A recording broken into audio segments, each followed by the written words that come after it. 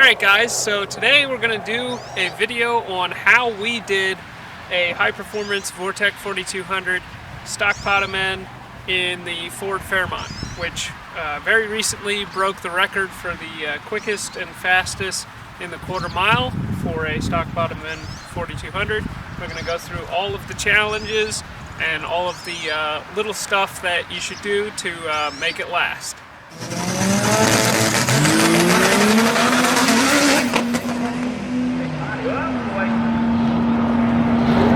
Got some props over there, left lane, pulls it over the wall safely. That's a good driver right there.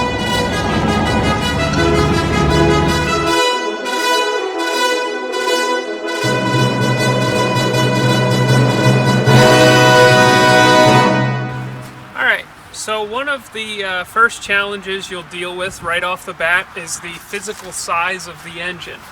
These are very large engines. They're both very long and very tall. The factory came with a front sump oil pan, which is very deep. I don't recommend using that for most swaps just because it's so deep and it's a front sump, so all of your oil is going to rush to the back under acceleration right off the bat. The first challenge is these never came factory with a rear sump oil pan. However, the 4 and the 5 cylinder engines that came in the Colorado, which share the same architecture, came with rear sump pans. So what we did on this car is we took a 5 cylinder pan and we cut it in half and then added a section in between, basically to cut chunks out of the 6 cylinder oil pan rail, welded them in, and then filled the gaps with sheet and move the oil pan around as necessary. One of the goals with this car was to get everything underneath of the flat hood. So in order to accomplish that, we had to make it so that the oil pan hugged the tubular K-member, which we put in this car, very tightly. So you can see if we go underneath, the oil pan basically hugs the steering rack and the tubular K-member very tightly. Basically, it's a compromise between maximum oil capacity and the amount of room that you have. So another thing that we had to do on this car is we installed 3/4 inch K-member spacers. You can see the one right there. So in order to get the thing underneath of the stock hood, we had to move the K-member down, which in turn let us move the engine down. This allowed us to get the engine underneath of the flat hood without having to put a hood scoop on the car. Another thing you'll notice up top is the factory fill cap. However, we had to chuck this up in the lathe and cut the top of it off and basically thin it down a little bit so that it wouldn't contact the hood. Another thing that we did on this car is we wanted to use the factory intake manifold. You could manufacture your own intake manifold like I did on my Studebaker, but it is way easier to use the factory plastic intake manifold. It'll take lots of boost. There's no worries there. Just like the LS stuff, you can take them to plenty of boost, but there is one particular challenge on that, which is the factory map sensor mounts right here, and it basically sticks up probably about that high. So what we did was we cut that factory mount off, we drilled and tapped this for a 3/8 pipe thread, and then we remote mounted the map sensor to back here. So that allowed us to get everything here underneath the flat hood. One other thing that we did was we remote mounted the throttle body. Now this car is running a micro squirt ECU, so we cannot control the factory drive-by-wire throttle body. We were looking at that to begin with, but even that would have had clearance issues as the stepper motor that is used to control the throttle body sticks up about that high. So what we did is we made a little flange here, welded a tube to it, and relocated the throttle body to over here. This is not the factory throttle body. This is a throttle body off of an LS1. It works great. It's bigger than the factory size, so I guess there's that bonus as well. But that was the challenges that we had to deal with getting this thing to fit under the flat hood. Now, all that being said, if you want, you can always put a hood scoop on the car and you don't have to deal with any of these issues.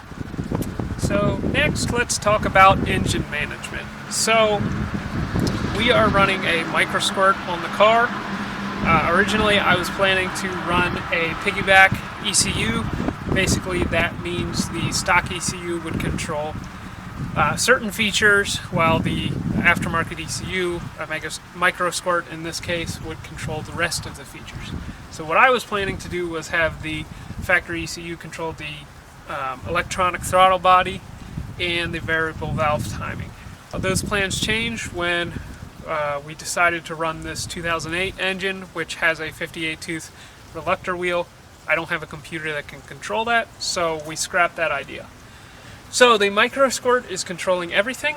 It runs the injectors in batch fire, so that means that all of the injectors are firing at the same time. There is no timing, it's just once per engine revolution, it fires the injectors. Also, that means that the engine is running in wasted spark, because the micro squirt does not have enough I/O to run the ignition coils in sequential ignition. So that means that two of the coils are firing at the same time, once per engine revolution, and you're just firing the coils twice as much as what they would normally require. So that's not a huge deal. You'll notice they are the factory ignition coils.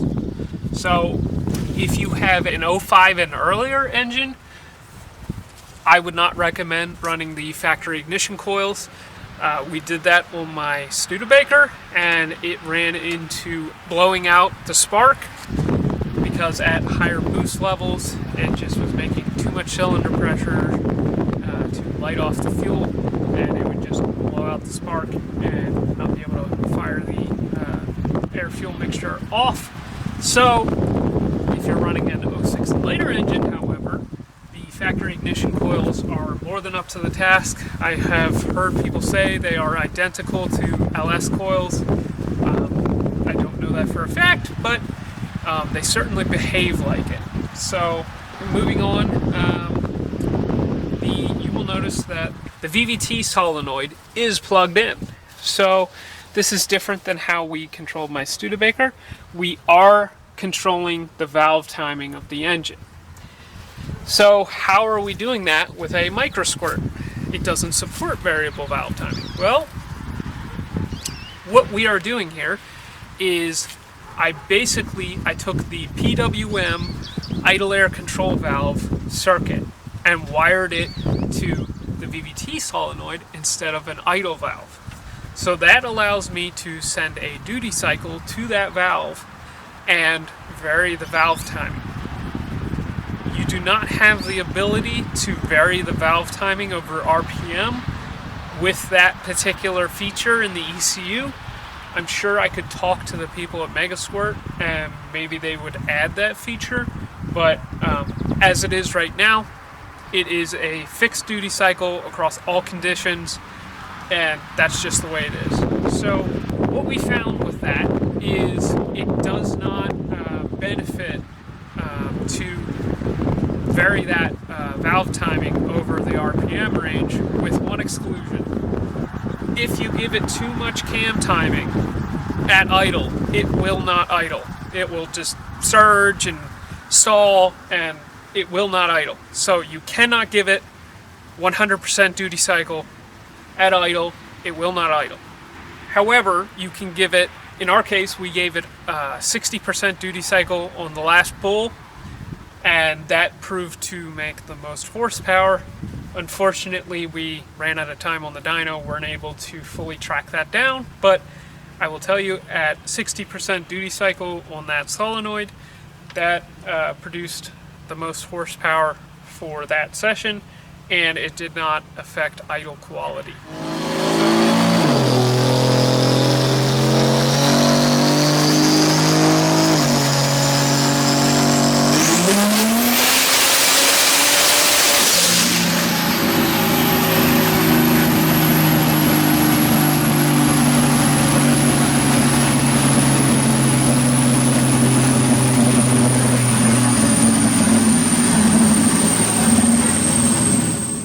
So assuming a linear scale of duty cycle versus camshaft position, 60% duty cycle would equate to 15 degrees of cam phase change. So that's about in line with what the factory would give it. The factory gives it 12 degrees at around 3,000 RPM. So we know we're not far off. So moving on, you'll notice that the mass airflow sensor is still plugged in. That is only there for the incoming air temperature sensor, which is integrated into this housing. The mass airflow sensor is not hooked up. Also, with an aftermarket ECU, it has many helpful features such as boost cut and the ability to run a 3-bar map sensor. So with a factory ECU, you can run a 2.5 bar map sensor, but you cannot rescale your fuel and spark tables in order to vary the timing and fuel in boost. That being said, you can vary the fuel in boost using the mass airflow sensor. Basically, as airflow increases, it's independent of whether there's boost or not, you can add enrichment. But you cannot vary the spark timing with boost. That is the number one reason that I do not recommend running the factory ECU. On one of our pools at the dyno, you probably saw that we were intending to make 8 pounds of boost, but we instead made 16 pounds of boost. If it had been a factory ECU, that would have been catastrophic, because the way that you have to do your spark timing with a factory ECU is basically it runs off of the end of the spark table, and everything in boost gets the same amount of ignition timing. So you may have that top line of the spark table set to run the optimal ignition timing for 8 pounds of boost, but it might make 16 pounds of boost, and there's nothing you can do to stop it. So that makes running the optimal ignition timing for all conditions very difficult. I do not recommend that. The other thing is, a aftermarket ECU can run boost cut. So you can set a safety so that if the boost goes beyond what you intended, it will basically cut ignition and shut you down. So that would be in a case where you run to 20 pounds of boost, and you would only meant to make 8 pounds of boost or something crazy like that. Basically, nice little features that'll save your engine. One other thing I will mention is an aftermarket ECU allows you to run a 3-port boost control solenoid. We were using that throughout the day. Basically, that allows you to more easily control your wastegate. You can do all kinds of crazy stuff with that, like bringing in the boost faster. Basically, you would put 100% onto the top of the wastegate until the boost starts to come up, and then you start varying it and modulating the amount of pressure on the top of the wastegate. Much better than just using springs and that kind of stuff in a manual boost controller. One other thing I'll mention about engine management is a aftermarket ECU allows you to install a wideband on the car and run it into the ECU and do closed loop fueling. So it will make fueling adjustments on the fly on your ECU. Factory ECU only supports a narrow band, so you're kind of on your own with that one. One last thing. This is kind of important. So We are running E85 on this car. And because of that, we run a flex fuel sensor. So what a flex fuel sensor does is it detects the amount of ethanol that is in the fuel, and then it varies your spark and fuel tables in order to compensate for the additional ethanol. If you guys don't know, ethanol has a lower stoichiometric ratio, so it needs more fuel in proportion to air. So at different content levels, you need to add more or less fuel. What's nice about a flex fuel sensor is I don't have to stay at 85% all the time. I can put 60% or 50%, and the tune will automatically adjust, and I don't have to think about it. So the factory ECU might support this. It has some of the tables in it, but I don't know of anybody that's actually tried it and actually seen if it functions and all of the back-end information that it needs to control off of that flex fuel sensor are present. Okay, so next, let's talk about the turbo. So what we have found in testing on other vehicles is these engines like a smaller turbine. They spool much quicker. Sure, if you had a trans brake, you might be able to get a bigger one to spool up, but what we have found is that a smaller turbine is much better suited to these engines. So what we have here is a Precision 5976E turbo. If you compare this to other turbos, you may hear the 76 millimeter turbine and say, oh, that's the same similar size turbine to a 7875. Wrong. The 76 is the big diameter on the turbine. The small diameter is a 65 millimeter. So this is actually a 5965 if you use the terminology that most other turbo manufacturers use. It's funny because Precision, on all their other turbos, it's the small diameter of the compressor, small diameter of the turbine. Like a 7675 is the small diameter of the compressor, small diameter of the turbine, except for this one. So don't get it twisted. It's a 65 millimeter turbine. These engines really like it. But what you'll see is we have the factory exhaust shield. And that's because it's a factory exhaust manifold. So GM, they left us little Easter eggs like this. So where the two front half and the rear half of the engine merge, if you cut the exhaust manifold off, it almost exactly matches up to a T4 turbo flange.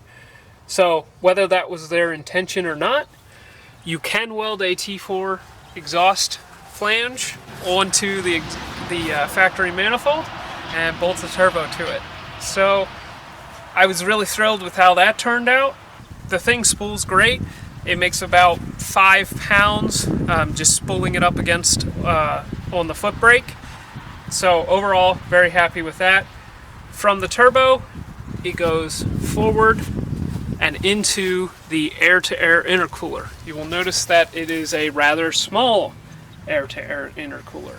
It does struggle a little bit. The incoming air temperatures coming out of the intercooler are around 130 degrees. So it is a little high, but it does just fine. It makes plenty of power. Much more than that, and we might start looking at possibly getting a larger intercooler, but overall, that should be fine. I want to move on to the oiling of the engine. These engines, factory, they prioritize the variable valve timing and the front main bearing coming out of the oil pump. These are the first engine that GM ever did variable valve timing on. So they probably were a little hesitant and maybe a little conservative with certain things. And as a result of that, they prioritized the variable valve timing with priority access to oil pressure. So what that means is the rest of the engine is kind of starved of oil under higher output. So what we did to mitigate that is, luckily, they added ports onto the side of the engine that go into where the main bearings are fed oil. Alright, to fix the oiling issues, it's rather simple. So, similar to an LS engine, GM mounted the oil pump on the crankshaft so that it is spun directly off of the crankshaft. So the oil pump discharges through here, through this orifice here. It goes into the filter, is filtered, and comes out through here. So this is a filtered oil port. Now, they left us some really nice features on this engine, and one of them is you can feed each of the main bearings individually. They're all tied together, but you can add ports to feed the oil pressure main gallery individually if you would like. So basically what you need to do is you need to take that filtered oil pressure output and run it back to, they say you should run it here on the second to last port for a standard oil pump, and run it to here if you're running a dry sump. So on the Fairmont, we run it to here, and then what's also neat is you can prioritize your oil. So I would prefer that the engine gets oil before the turbo gets oil, because I'd rather keep the engine alive than keep the turbo alive. So what's neat is what we did on the Fairmont is we take our oil pressure supply to the turbo off of this back port. So we feed this one, and then we take our pressure for the turbo off of this one. It's rather easy to fix, not really a big deal, but you should do it if you really want to push one of these engines to the limit. So while we're here, I guess I'll show you the bell housing bolt pattern. GM was nice enough to change it, so let's go ahead and show you that. Alright, so you will notice, those who are familiar with the small block Chevys and LS's will notice right away that the bell housing bolt pattern is completely different on these engines. So it is a very different design. It doesn't even resemble the original design. The starter is mounted in a completely different spot, so that presents some challenges. It's not the largest deal. They were nice enough to leave the dowel pin locations in relation to the crankshaft center line. They left them in the exact same spot as a small block Chevy. So machining an adapter plate is not a big deal. You basically just extend these dowel pins so that they stick through your adapter flange, and you bolt the transmission to it. Not a huge deal. What we did on the Fairmont is we took the 4L60E bell housing, which bolts to the rest of the transmission, and unbolted it, and then adapted the bolting face that bolts to the transmission to a Turbo 400. So I do not recommend that you run a 4L60E behind one of these unless it's completely stock. If you want to push the output, then you need to put a transmission behind it that will last. So we basically took the bell housing bolting face, adapted it to the pump face of a Turbo 400, very similar to how aftermarket bell housings are done, and that is how it is running on the Fairmont. It's been running very well, but yeah, overall, not a huge deal. You can buy bell housing adapter plates that basically adapt to the small block Chevy bell housing bolt pattern from a company called M-Tech. I guess we'll go back to the car and talk about some more of the challenges. Alright, so I hope that answers some of your questions. I get a lot of them down in the comments. If you have any more, feel free to ask, but I hope that helps you decide whether you want to do one of these swaps of your own.